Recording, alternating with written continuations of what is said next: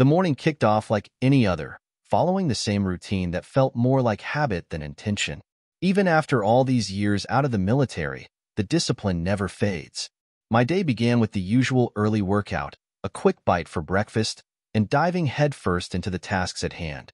It all felt like second nature, but there was an underlying unease I couldn't quite shake, a sense that the ordinary day was about to take a turn for the worse. In retrospect, that gut feeling was a warning I should have taken seriously. For a long time, I convinced myself that I had built a solid life, a good marriage, a stable job, and a cozy home. But life has a way of blindsiding you when you least expect it. Looking back now, the cracks were there all along. I just ignored them, thinking everything was fine. You can't undo the past, though. The best you can do is brace for impact when things start unraveling. That day, I got hit by a betrayal I never saw coming. During my deployments overseas, I'd survived 3 different ambushes, each one hammering invaluable lessons. First rule: always stay alert and catch the warning signs early. Sadly, I missed them when it came to Gina and her boss, Kevin Mitchell. Second rule: find cover immediately, which is exactly what I did, retreating to my bedroom to regroup. The third: get a plan together fast. I knew I had to act quickly, so I slipped into casual clothes and discreetly tucked my smartphone into my shirt pocket, setting it to record everything. I'd been married to Gina for 8 years, and we had 3 incredible kids: Jake, our 7-year-old, and 6-year-old twins, Emma and Lily. My family was my entire world, and I worked hard to make sure my job didn't steal too much time from them. We had a lovely home in a peaceful suburban neighborhood, and both our parents lived nearby, often stopping by to see the grandkids. Gina's sister lived close too, making it feel like the perfect life. Or at least, that's what I believed. Right up until everything went sideways after Gina returned to her job once the kids were in school. I should have noticed the signs, but I was blind to them. Gina started dressing more provocatively, and the closeness between us faded. She spent more time at work, and when I asked her about it, she waved it off, saying it was a big career opportunity that would benefit us in the long run. Her boss, Kevin Mitchell, was someone I'd met a few times at work events, an arrogant guy with no respect for boundaries. I never liked him. Anytime I swung by to visit Gina, he acted like he didn't want her to leave the office, and I should have recognized the danger. But I didn't. It all fell apart just after the twins had finished their first year in school. The kids were with my parents for the weekend, and I had been looking forward to spending time with Gina, reconnecting like old times. But when I got home that evening, she was already dressed to the nines, looking stunning as if she was heading out for a night on the town. "Wow, you look incredible." If I'd known we had a date night planned, I would have been home sooner, I said with a grin. "Just give me a minute to freshen up, and I'll be ready." "Where are we going?" Gina's expression changed. She smirked, a cold, unfamiliar look. "We're not going anywhere," she replied. "I am, but not with you." I froze. What are you talking about?" I asked, confusion spreading across my face. "I'm going out with my boss, Kevin Mitchell, and this is just the beginning. From now on, things are going to be different. Kevin's picking me up, and I'll be staying with him tonight in his downtown loft. I'll be back Sunday," she said, her voice disturbingly calm. "What the hell do you mean?" I shouted, the shock giving way to anger. "Relax, Ben. This is how things are going to be now. I'll leave tonight, but I'll come back. We're staying married, and I'll still live here. I love you, but I need something more. If you try to make this hard for me, it won't end well for you. Our kids don't need their father thrown in jail. Now, let's sit down. Kevin will be here in 30 minutes, and I'd rather explain the situation before he gets here. Trust me, you won't like it if he has to explain it," she said, sitting down, confident and composed. "If that guy shows up here, he's not walking away in one piece," I growled. "You don't want to do that," Gina warned, her voice sharp. "Kevin's not coming alone. His driver Max is with him, and Max doesn't play around. He won't hesitate to put you in the hospital." I felt the familiar adrenaline rush, the same one I used to feel in dangerous situations overseas. But this wasn't some battlefield. It was my own home, and I was being ambushed. Caught between my wife and her lover, I was completely outnumbered. "I'll be back in 5 minutes," I muttered, heading upstairs to clear my head. Once in my bedroom, I remembered the rules I lived by in dangerous situations. Assess the threat, find cover, and form a plan. I had already failed to anticipate this ambush, but at least I had time to retreat and prepare. I changed into casual clothes, activated my phone's recording, and tucked it into my pocket. Then, I went to the closet and grabbed the hidden key from a worn-out shoebox. Inside was my old service pistol, a 9mm Beretta that had gotten me through some tough times. Just as I loaded the gun, Gina's voice echoed from downstairs. "Get down here, Ben, or you'll regret it. I'll be right there. Get me a beer while you're at it," I called back, loading the last round into the chamber. I tucked the gun behind my belt and pulled my shirt over it, making sure it was concealed. With my phone still recording, I headed downstairs, ready to confront Gina and figure out just how deep this betrayal went. When I walked into the living room, Gina was sitting at the dining table with a glass of wine. She had already set out a cold beer for me. "Took you long enough," she said, smirking. "We need to talk before Kevin gets here." "Looks like you've got plenty to say," I replied, my voice steady. She took a deep breath before speaking. "I want you to know that I still love you, Ben. I always have. But things have changed. I want to stay with you, grow old with you, but I also need something more." "Cut the crap, Gina. Don't sugarcoat it. Just call me Ben, and I'll call you Gina." "Let's keep it simple," I interrupted. She shot me a look but continued. "Kevin and I have been seeing each other for about 7 months. It started with flirting, but now, well, we're in deep." "I was flattered by his attention," Gina continued, her voice steady, "and eventually, things just escalated from there." "Clearly, you didn't stop to think about the consequences," I replied, trying to keep my cool. "I'm sorry, Ben, but that doesn't change the fact that I still love you. You're the person I want to spend my life with," she said, as if that made things any better. "Good luck with that," I muttered under my breath. "Why come clean now, after months of sneaking around?" She sighed. "We were tired of keeping it in the shadows. Kevin and I want to live our lives out in the open, traveling, being together, no more secrets. The only way that can happen is if you accept it." "Good luck with that," I repeated louder this time. "No, Ben, we're staying married. You just have to accept that I'll be spending time with Kevin. I'll stay over at his place, travel with him, attend events. It'll even help us financially. Think about the benefits. Vacations, college for the kids, fixing up the lake house," she explained, like it was some kind of business deal. "If you think I want anything bought with that guy's money, you're dead wrong," I shot back. Gina's face tightened. "I'm not some floozy, Ben. I'm a valuable asset at the firm, and I'm proud to be Kevin's partner. This won't last forever. Maybe a few years, and then things will settle back to normal." "And Kevin? What's his angle in all this?" I asked, growing more furious, but trying to keep my composure. "Kevin wants to be your friend, too," she replied, as if that would smooth everything over. "He thinks we can all share, as long as everyone gets what they need. He knows I love you and want you in my life. He could even become like an uncle to the kids." My blood boiled at that. "He'll never get near my kids. Ever. Do you understand me?" Gina paused, then added, "He's married, you know. His wife comes from a wealthy, influential family, but she can't have children. Sounds like he should be focusing on his own problems," I said. "Maybe he should adopt and stay the hell out of other people's lives. Kevin wants his own kids, though, an heir to take over his law firm someday. He'd prefer a son, but he'd accept a daughter too," Gina said, avoiding eye contact. "So why doesn't he just get a surrogate and have as many kids as he wants?" I asked, still trying to wrap my head around this insanity. "He's thought about it," she admitted, "but he thinks he wouldn't make a good father. He wants his child raised in a loving family environment." The anger was building in me, and I could barely keep it contained. "So what? He wants to get you pregnant and have me raise his kid?" "It wouldn't be like that," Gina insisted. "It would be our child, too. I'd love them just like you would because you love me. The baby would have Kevin's last name, and he'd pay us generously to raise the child, covering everything from diapers to college." I stared at her in disbelief.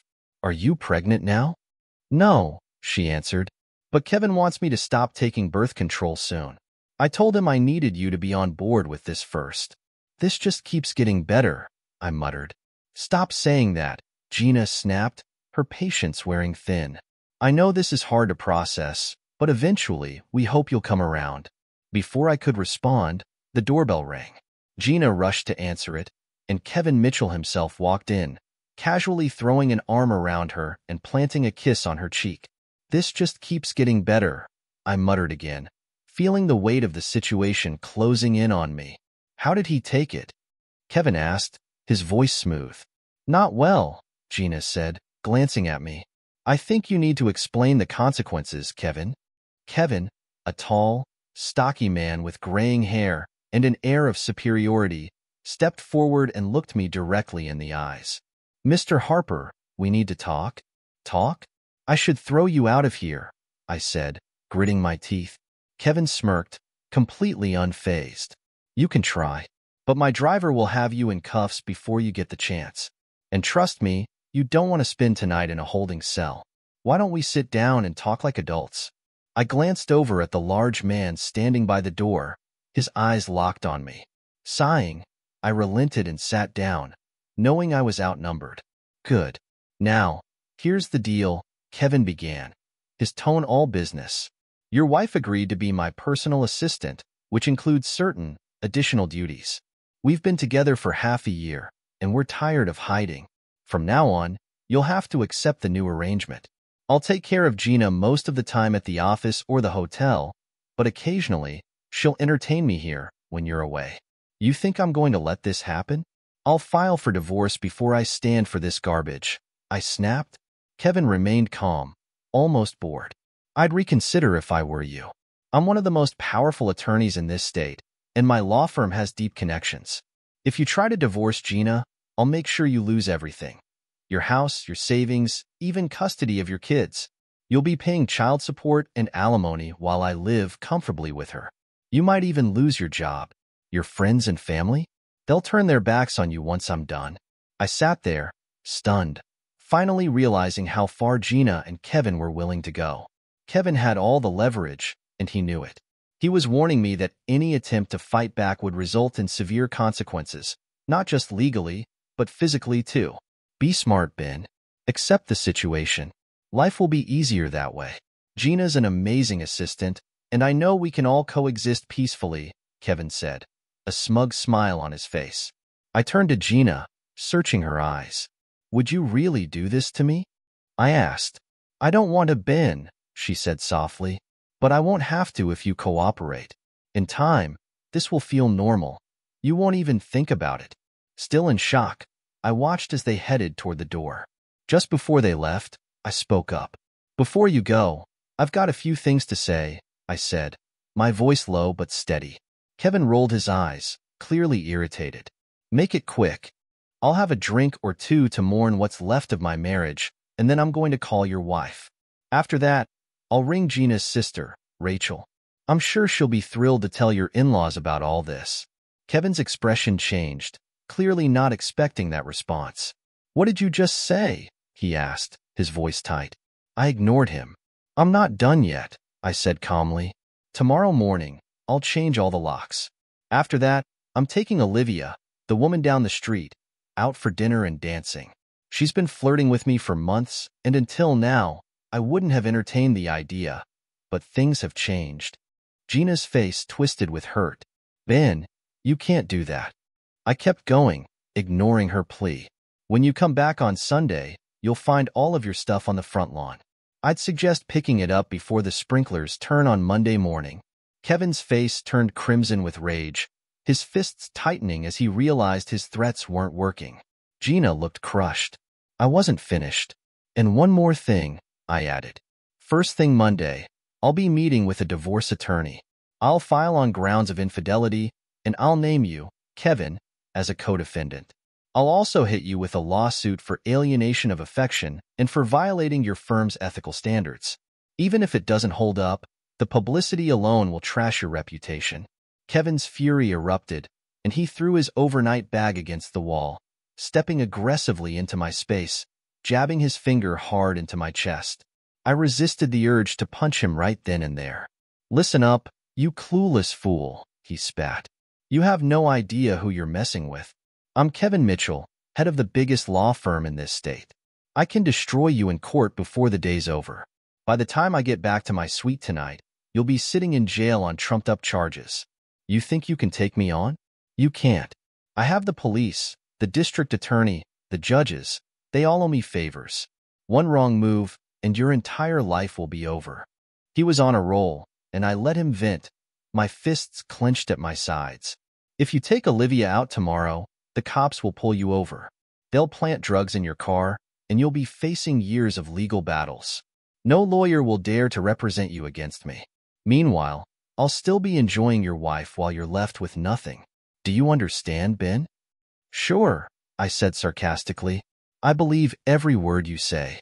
Kevin glared at me, his face red with fury. "Show some respect. Call me Mr. Mitchell or sir. One more insult, and Max will teach you some manners." He lunged to punch me, but I was quicker, shoving him backward onto the couch before he could land a blow. Gina rushed to his side as he screamed, "You'll pay for this. Max, get in here." The front door opened, and Max, Kevin's towering, intimidating driver, stepped inside. "Yes, Mr. Mitchell," he asked in a deep voice. "Take care of him," Kevin barked, and Max advanced toward me. Gina tried to intervene, but Kevin waved her off dismissively. I had been expecting trouble ever since Gina mentioned Kevin would be bringing his bodyguard, so I was ready. Max threw a punch aimed at my head, and the force of the impact sent pain shooting through my skull. As I tasted blood, I wondered if the carpet would ever come clean. Max hesitated for a second, unsure if he should keep going, and looked to Kevin for guidance. "Hit him again, Max," Kevin ordered. Knowing I couldn't take much more, I taunted Max, gritting my teeth. "You hit like a kid." Max's face twisted in anger, and he prepared to strike again. But before he could react, I managed to dodge the blow, quickly taking advantage of the opening. The situation escalated fast, and Max's eyes widened as he realized this was no longer just a fight. It had turned into something much more dangerous. He fumbled, trying to grab something from his jacket. I moved swiftly, warning him to back off. Within seconds, I had wrestled the weapon from his grasp and pocketed it. I stood over him, catching my breath, and asked, "How much respect do you think I have for you?" Max, groaning in pain, shook his head. "Exactly. None," I said coldly. "Which means there's nothing stopping me from ending this right now, is there?" Max let out a pained grunt as he slumped to the floor, defeated. "If I don't get you to a hospital soon, you might not make it," I told him. Just then, Gina shouted a warning. I spun around just in time to see Kevin charging at me, wielding a fireplace poker. I threw up my arm to block the blow, but the force sent a wave of pain through my body. The poker clattered to the ground, and I scrambled to grab it before he could. My hand closed around the handle just as Kevin reached for it. "Where's your phone?" I demanded, breathing heavily. Kevin hesitated, then pointed to his coat pocket. I fished it out and handed it to him. "Unlock it," I ordered. With shaking hands, Kevin did as he was told. "Now, call your wife on FaceTime." Kevin's eyes widened in shock. "What?" "You heard me. Call your wife." Reluctantly, he tapped the screen. A moment later, his wife's face appeared on the screen, looking confused. "Stanley? Why are you calling me so late?" "Who is this?" she asked, noticing me in the frame. "Mrs. Mitchell, my name is Ben Harper. You don't know me, but your husband knows my wife, Gina. They've been having an affair for months," I said, my voice calm despite the situation. I tilted the phone so she could see Kevin, who was lying on the floor, pale and shaking. "Oh my God," she screamed. "Don't hurt him." "I'm not going to hurt him," I assured her. "But I thought you should know the truth. Your husband lied to you. He's not in Palm Springs for work this weekend. He's here with my wife. They had a romantic weekend planned." I swung the phone around to show Gina, who was sitting pale and trembling on the couch. "This is what's really happening, Mrs. Mitchell." There was a long pause on the other end of the call before she whispered, I need to go. The police will be here soon." "Nice talking to you," I said before tossing Kevin's phone aside. Turning back to Kevin, I crouched down so we were at eye level. "Now your wife knows about your dirty little secret. What was your plan if I told her?" Send Max and his goons after me? Kevin didn't respond, too focused on the pain in his leg, which was now bleeding through his pants. I looked at him with disdain. I'm going to make this clear, I said, my voice low and dangerous. If you send anyone after me, I'll take them down. And after that, I'll come for you. Do you understand? Kevin nodded, his face pale, sweat beading on his forehead. I stood up and glanced down, noticing the foul stench filling the room. Did you just crap your pants? I asked, unable to hold back the smirk. Gina looked horrified, realizing how badly things had spiraled. Gina, bring me my briefcase, I said calmly, still holding the fireplace poker. Gina nervously grabbed the briefcase and handed it to me. I opened it and pulled out my laptop, holding it up as Kevin watched with wide eyes. Is this the laptop you were planning to use to load your so-called evidence? I asked, my voice steady despite the chaos around us. Kevin said nothing, his lips pressed into a thin line. I turned the laptop over, placed it close to his head, and fired 2 shots into it. The gunshots echoed in the room, smoke filling the air. Leaning down, I whispered in his ear, "Good luck loading anything now, you piece of trash." Satisfied, I stood up, my mind racing and my head pounding. I walked into the kitchen, splashing cold water on my face as the realization hit me. I probably had a concussion. When I returned to the living room, everyone was still frozen in place. Stay put until the cops show up. Shouldn't be long now, I said with a smirk, stepping out onto the porch. Outside, a small crowd of neighbors had gathered. One of them called out, "Ben, were those gunshots?" "Yeah," I replied. "Did anyone call 911? A couple of hands went up, and I noticed Colonel Jim Hendricks, my old friend and retired Marine buddy, standing among them. "Are you hurt, Captain?" he asked, concern etched on his face. "You should see the other guy," I said with a grim smile, hearing sirens in the distance. "Colonel," I called out, "I need your help." "Of course, Captain," he said, stepping up onto the porch. "Help me get rid of the weapons." "I don't want to be holding one when the police get here," I explained, handing him the gun I'd taken from Max. The colonel moved swiftly, disarming the weapons and setting them on the table. Meanwhile, Kate, a neighbor who had seen me take a beating, approached with concern. "Ben, you don't look good. You should sit down." "I'm feeling dizzy," I admitted, struggling to keep my balance. Maybe I got hit harder than I thought. Kate helped me sit down just as 2 police cruisers came screeching to a stop in front of the house, sirens blaring. Officers moved through the crowd, weapons drawn, scanning the area for threats. The colonel quickly assured them that the situation was under control and pointed to the weapons he had unloaded on the table. One of the officers turned to me and said, "You need medical attention, sir." Before I could respond, 2 ambulances pulled up, and paramedics rushed inside to tend to Max, who was lying unconscious. My head throbbed, and Kate urged me to lie down. A medic examined my arm and face, suspecting I had a broken arm. Everything started to spin, and I could barely make out the chaos around me. Max being loaded onto a stretcher, Kevin limping toward the other ambulance. Then I noticed Tracy, escorted by a female officer, walking toward a police car. She stopped when she saw me on the porch, tears streaming down her face. "Ben, I'm so sorry. I never wanted this to happen. I never meant for you to get hurt," she cried, trying to reach out to me. I recoiled, pushing her away. "Go to hell, Gina," I said coldly. Her handler quickly stepped in, guiding her to the car. I wasn't sure if I passed out or if the medic gave me something, but everything went black. I woke up 3 days later. When I finally regained consciousness, my vision was blurry, but I could make out a figure in white standing by my bed. For a moment, I thought it was an angel, but as my vision cleared, I realized it was a nurse, probably in her 60s. "Mr. Harper, can you hear me?" she asked, relief in her voice. "I'm so glad you're awake." "Am I in a hospital?" I asked, my voice weak and raspy. "Yes, you're at Mercy General Hospital. You've been out for 3 days, she said kindly. 3 days? I exclaimed, trying to sit up, but immediately feeling the pain in my body. "Just relax. I'll get the doctor," she reassured me. "My name is Rose, by the way." As Rose left the room, I took stock of my injuries. My right arm was in a cast, my face bandaged, and my left eye and nose were incredibly sore. Machines surrounded me, a blood pressure cuff on one arm, a saline drip in the other. I also realized, with some discomfort, that I was hooked up to a catheter. A few minutes later, Rose returned with a doctor who introduced himself as Dr. York.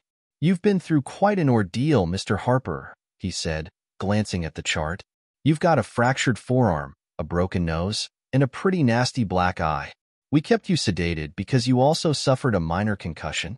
I nodded slowly, still trying to process everything. "It's late, so I'll give you something to help you sleep," Dr. York continued.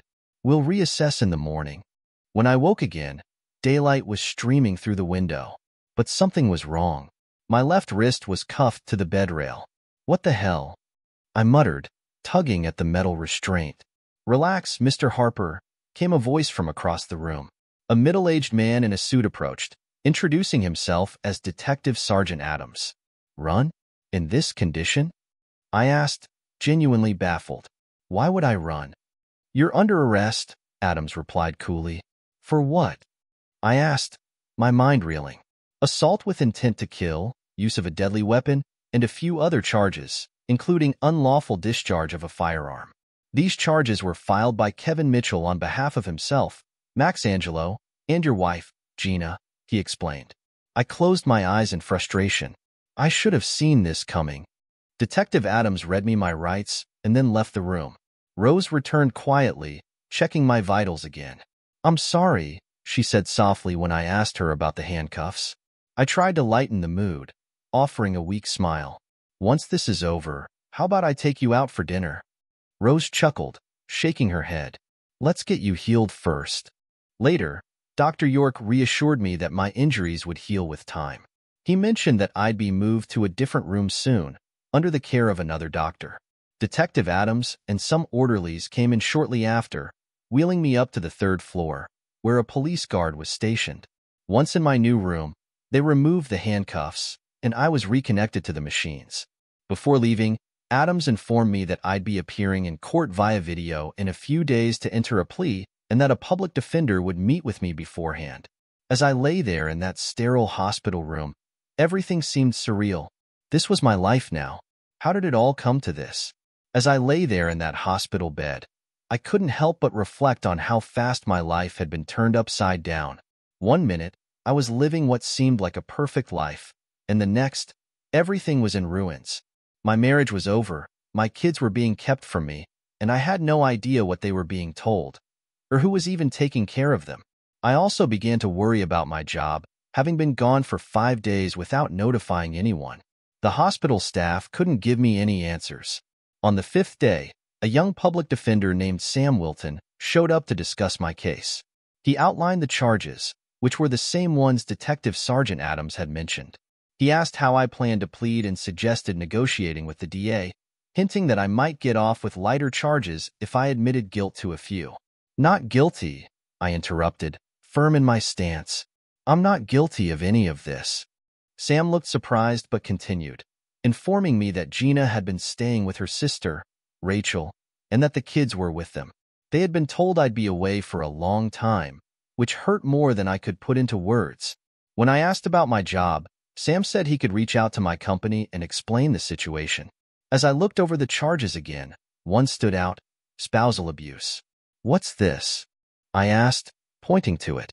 Sam explained that Kevin Mitchell had added the charge after Gina claimed I had slapped her. He even had photos of bruises on her face and arm. "I didn't do that," I protested, but Sam's doubtful expression said it all. I didn't trust him enough to explain further, fearing that Kevin's influence had already seeped into the legal process. "Sam, you need to plead not guilty on my behalf," I insisted. Reluctantly, Sam agreed, but warned that the shooting charge would mean I'd need to post bail. He seemed skeptical of my innocence, and I didn't mention the evidence I had that could prove self-defense. I didn't want anything slipping back to Kevin or the DA. Instead, I asked Sam to contact my uncle, Jack Carter, a retired Navy attorney, for help. I instructed him to keep it confidential and only share the charges and my plea with Uncle Jack. Later that night, Sam confirmed that Uncle Jack was on his way and advised me to say nothing at my arraignment except not guilty. The next day, I appeared via video for my arraignment. I pleaded not guilty to all charges. The prosecutor argued for no bail, but the judge allowed me to stay in the hospital for 2 more days before being transferred to county jail. A day before my transfer, Uncle Jack arrived. He officially took over my case and was granted permission to visit. Seeing him brought everything crashing down, and I teared up as I realized the gravity of my situation. After a brief hug, Uncle Jack got straight to business, ensuring we had privacy to talk. He updated me on the family, reassuring me that the kids were okay and still staying with Rachel until the police finished their investigation. Rachel, according to Uncle Jack, was confused about what had happened. Gina had told her a twisted version of events, but knowing me for years, Rachel found it hard to believe. She was relieved that Uncle Jack was on the case. Uncle Jack then asked for my side of the story. In hushed tones, I told him everything: Kevin's threats, Max's attack, and how Gina had likely helped concoct the false narrative after my arrest. I also revealed that I had video evidence of the entire incident stored on my iPhone, hidden in the kitchen drawer. Jack didn't show much emotion, but I could see a glimmer of relief. If there's evidence, we've got a chance. I'll be your guardian angel through this, Ben. You focus on healing. I'll handle the defense and look into bail. He also promised to check on the kids and coordinate with Rachel. 3 days later, I was transferred to county jail. At my next court appearance, Uncle Jack worked his magic and I was released on bail, though I was placed under house arrest. Uncle Jack had rented a townhouse in a gated community for us, where I would stay under his watch. I couldn't leave the area, but at least I was out of jail. Uncle Jack wasted no time getting to work. He hired a private investigator to follow leads, but the most urgent challenge was retrieving my phone from the house. The evidence on it could make or break the case, but we couldn't risk getting it illegally, which would cause more trouble. Jack assured me he'd figure it out, though it might take time. In the meantime, Uncle Jack set us up with new cell phones to communicate securely. One evening, I called my neighbor, Colonel Jim Hendricks, who had noticed some strange activity at my house. When I told Uncle Jack about it, he suggested we invite Jim over for beers and steaks to get more details. During dinner, Jim shared a disturbing story. About a week after the incident, he had seen 2 men dressed in black trying to pick the lock on my garage door. The colonel grabbed his dog and a bat and confronted them. Startled, the men backed off but threatened him before fleeing in a black SUV with a smudged license plate. Jim called the cops, but they were long gone by the time officers arrived. The colonel's quick thinking had saved my car, which he had moved to a secure location, but this confirmed Kevin's earlier threat to plant pills in my vehicle. I felt a surge of relief, knowing it was safe. Jim had another piece of intel. 2 days after Gina returned to the house, he saw the same black SUV parked out front. 2 men were talking to her near the open garage, pointing at the spot where my car usually was. After a brief conversation, they went inside and stayed for about 45 minutes before leaving. This time, Jim managed to write down the license plate number. Uncle Jack ran the plate through his contacts and discovered it was registered to a company called Unique Services, a private investigation firm. The firm employed 2 men, Jose Gonzalez and Miguel Ortega, both former cops with shady records. Jose had resigned after a theft scandal, and Miguel had been fired for falsifying evidence. Unsurprisingly, Kevin Mitchell's law firm was one of their clients. Retrieving my phone became more urgent than ever. Uncle Jack decided to make his move. He called Gina, suggesting a meeting to discuss the possibility of dropping the charges and working things out. Gina knew Uncle Jack from family gatherings, but she was still wary. She agreed to meet the next day, but only if one of her lawyer's assistants could be present. Uncle Jack agreed. At exactly 6 p.m., Uncle Jack arrived at the house. Rachel greeted him warmly at the door, offering a quick hug. She was dressed modestly, wearing a simple skirt and blouse, her hair tied back in a neat ponytail. Inside, a young man named Gordon Merritt, an associate from Kevin Mitchell's law firm, was waiting. Uncle Jack was introduced, and the 3 of them settled into the family room. Rachel offered to make coffee, but Merritt waved her off, suggesting they get straight to business. He pulled out a tape recorder, and Uncle Jack did the same, exchanging a polite smile with Merritt. Uncle Jack began, expressing regret over how things had spiraled. He mentioned how he had always admired Rachel and me as a couple. Rachel responded with a sad nod, saying she never meant for everything to fall apart like this. Uncle Jack continued, subtly implying that he believed the charges against me.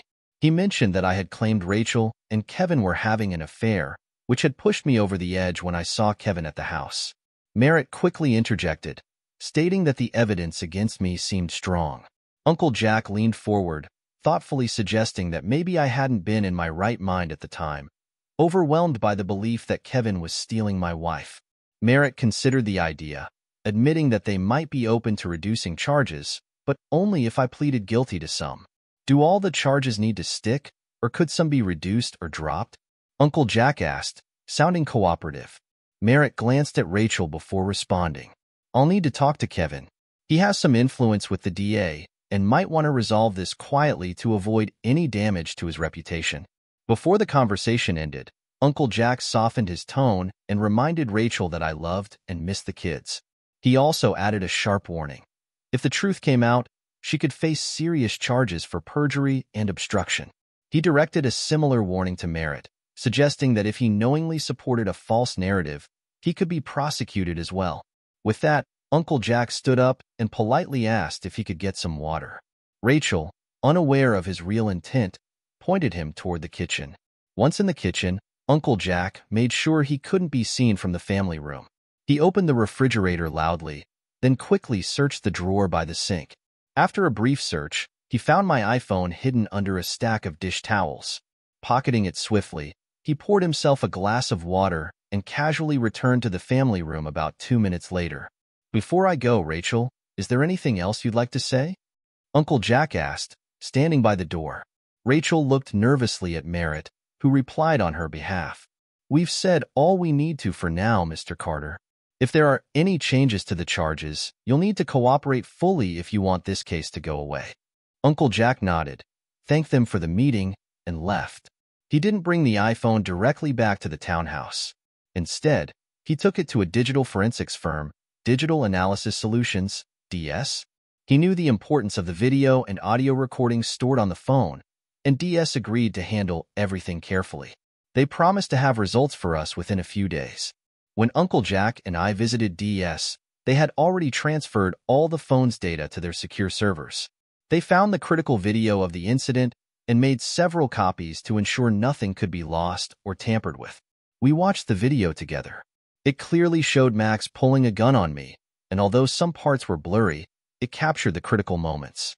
DOS also uncovered 97 unopened emails and 64 text messages, all sent after the incident.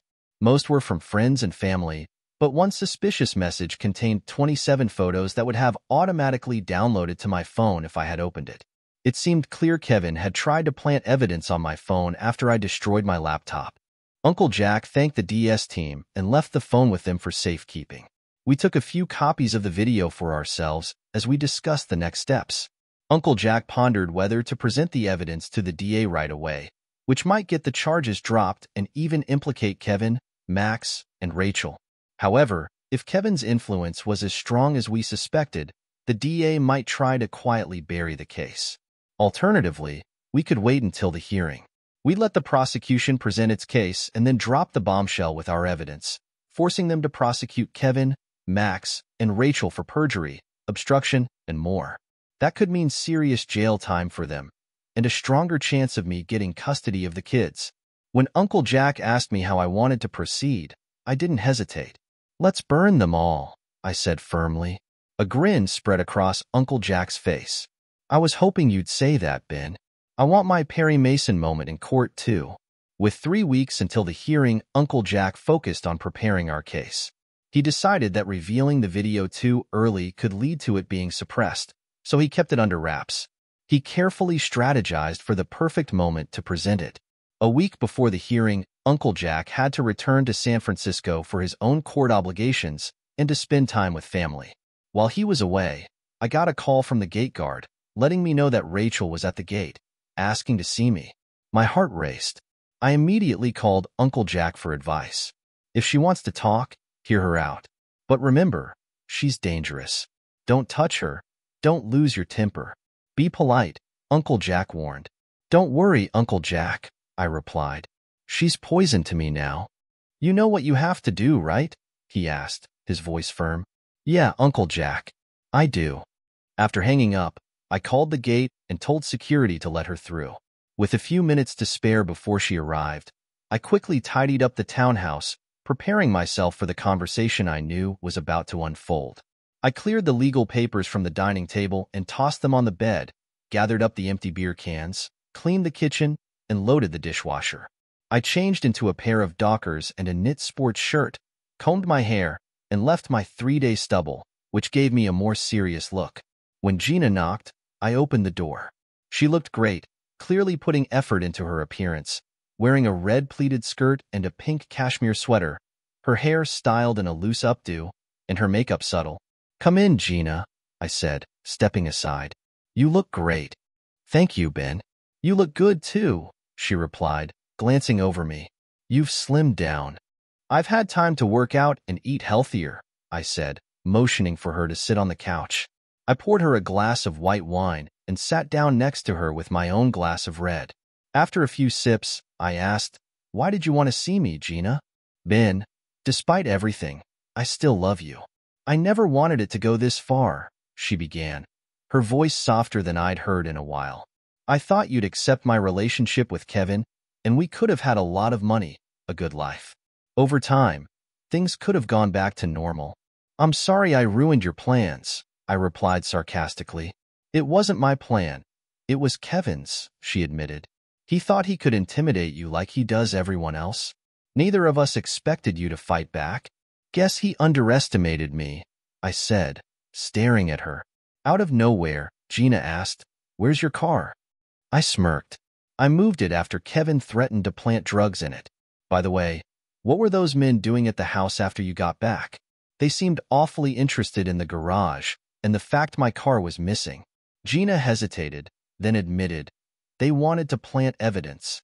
I didn't want it, but Kevin insisted.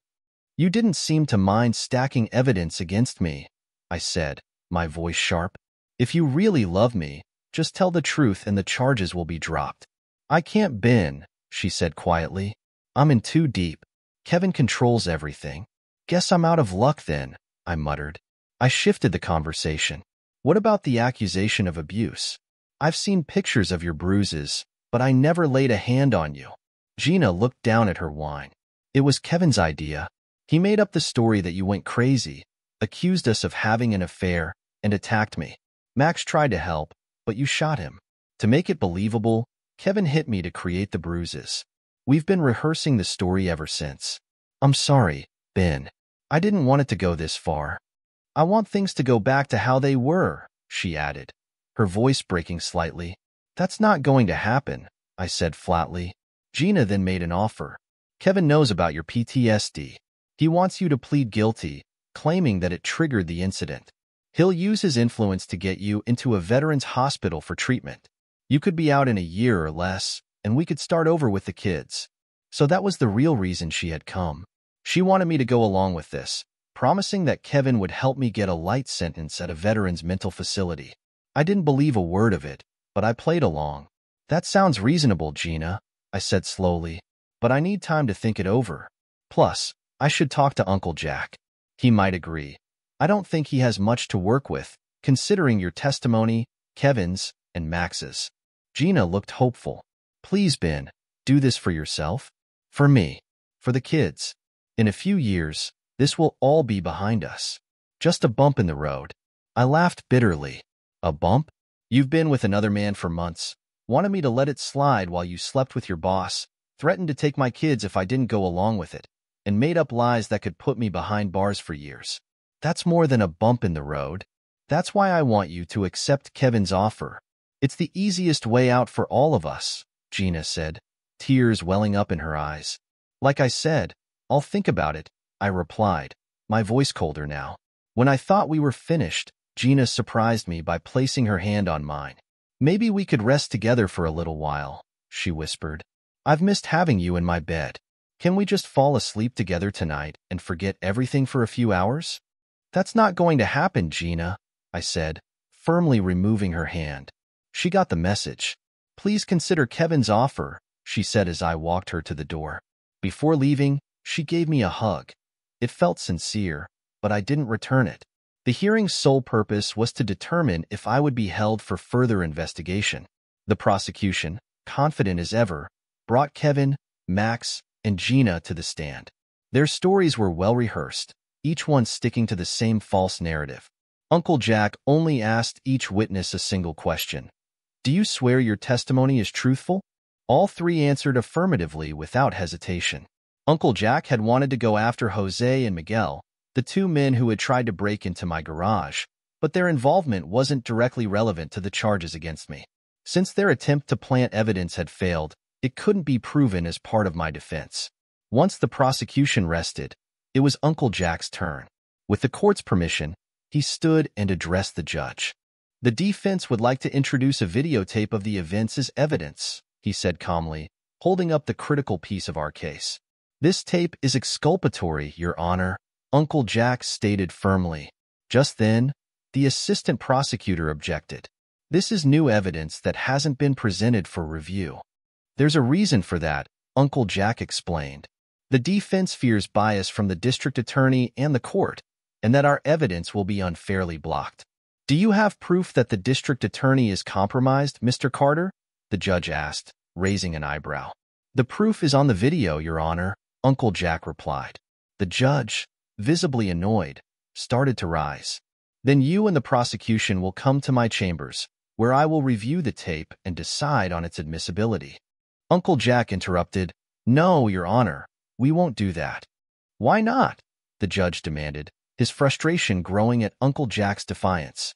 Because, Your Honor, Uncle Jack explained, the defense doesn't trust the court to be impartial, and we won't risk you suppressing our evidence. The judge, now clearly irritated, asked, Are you accusing the court of corruption, Mr. Carter? Possibly, Your Honor, Uncle Jack responded without flinching. The judge's face hardened. Can you prove your accusation, Mr. Carter? Or is that proof also on the tape? He pressed. It is on the tape, Your Honor, Uncle Jack confirmed. But I can demonstrate my point if you answer a few questions. The judge, skeptical but curious, clarified. Let me get this straight, Mr. Carter. You believe you can prove the court's bias against your client by asking me a few questions. Is that correct? Yes, Your Honor, Uncle Jack affirmed. The judge, now more intrigued, said, Very well, Mr. Carter, ask your questions. But if you fail, we will review the tape in chambers, and I will rule on its admissibility. I accept, Your Honor, Uncle Jack agreed, his voice steady. But know this. If the videotape is deemed inadmissible and my client is convicted based on the testimony of the three prosecution witnesses, I will release the tape to the media and online, regardless of the court's ruling. Furthermore, the tape contains evidence that will call your integrity into question if you don't release it. The judge's face darkened. I feel like I'm being threatened, Mr. Carter. Before the judge could get angrier, Uncle Jack quickly asked, Your oldest son is in college, isn't he, Your Honor? He's attending the Air Force Academy, correct? Yes, the judge replied cautiously. A freshman, Uncle Jack continued. Getting into the Air Force Academy is highly competitive, isn't it? The judge nodded. It is. Uncle Jack elaborated. First, your son had to apply through your district's congressman or senator. Then he was scheduled for a civil service exam. Based on his results, he was selected along with 9 others. After that, he was sent to a nearby Air Force base for a medical exam, physical fitness test, and aptitude test for pilot and navigator training. Additionally, he had to take college entrance exams. Is that all correct, Your Honor? Yes, the judge replied, pride creeping into his voice. He got an A- in high school and was on the swim team every year. You're understandably very proud of him, Your Honor, Uncle Jack remarked, but then added, Who wrote the 3rd letter of recommendation for your son's application packet? The judge paused for a moment, then said, Mr. Stanley Cross wrote my son a recommendation for admission to the Air Force Academy. Uncle Jack seized the moment. Mr. Cross must know your son very well. Unless, of course, he fabricated a letter full of falsehoods? The judge clarified, My son worked in Mr. Cross's office during his sophomore and junior years of high school.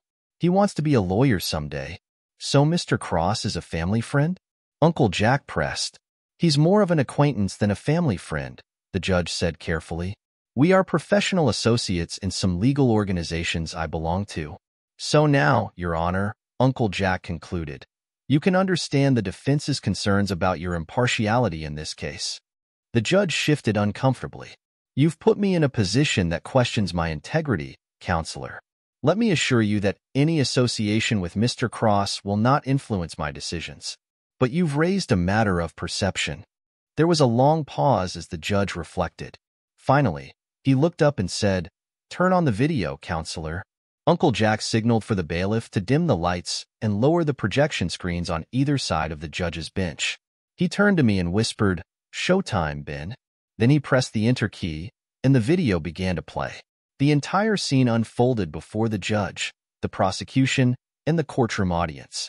Kevin's face filled the screen as he threatened me, his voice cold and confident. I personally know most of the top police officials.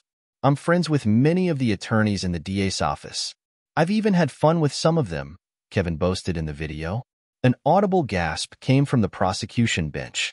The assistant DA, visibly shaken, lowered her head onto the table and began sobbing. The courtroom fell silent, watching as she gathered her things and hurried out, still in tears. Uncle Jack, unfazed, continued watching the video. Kevin, Max, and Gina attempted to quietly slip out of the courtroom together, but they were quickly noticed. The judge, his face stern, explicitly ordered them to remain seated. The remaining assistant district attorneys watched the rest of the video with tense expressions. The lead prosecutor, now pale, stood up abruptly, clearly wanting a break. Before he could speak, Uncle Jack said, I have another video. Without waiting for permission, he queued up the second recording, explaining that it had been made 2 weeks earlier during Gina's visit to my townhouse. He pressed enter, and the video began playing. As the video rolled, Gina realized the gravity of what was about to unfold. It showed her confessing everything Kevin had plotted against me. Ben, how could you do this to me? She screamed, panicking as the full weight of the situation hit her. Across the room, Kevin finally grasped the enormity of their mistake. You stupid fool. You stupid, stupid fool, he yelled at Gina. You let him record you? What were you thinking? Gina had no idea that when she visited me, I had set my iPhone to record everything she said. I had placed the phone on the coffee table in front of her, hidden among books and papers. The recording had started just before I opened the door to let her in. The assistant district attorney requested a recess to review the new evidence.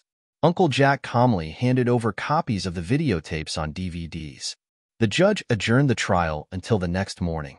The next day, 3 key prosecution witnesses, Kevin, Max, and Gina, were conspicuously absent.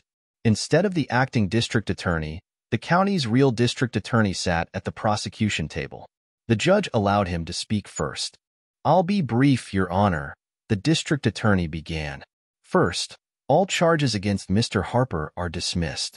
We believe he acted in self-defense when he defended himself against Mr. Mitchell and Mr. Angelo.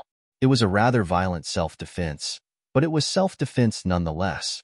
Second, my office has issued arrest warrants for Mr. Kevin Mitchell, Mr. Max Angelo, and Mrs. Gina Harper for conspiracy to commit perjury, bribery, perjury, assault with intent to cause grievous harm, making false statements to police, filing false complaints, and obstruction of justice. Additionally, we've been informed that Mr. Mitchell attempted to plant false evidence against Mr. Harper. Mr. Angelo and Mrs. Harper were aware of this. He continued, we have also identified 2 suspects working for Mr. Mitchell who attempted to plant false evidence, and we are in the process of arresting them. Kevin Mitchell, Max Angelo, and my wife, Gina, were arrested later that day, though they were all released on bail. The district attorney, furious to discover that his office had been compromised by Kevin's influence over the years, began rooting out all the colleagues who had been involved with Mitchell's schemes. Eventually, all the defendants were convicted.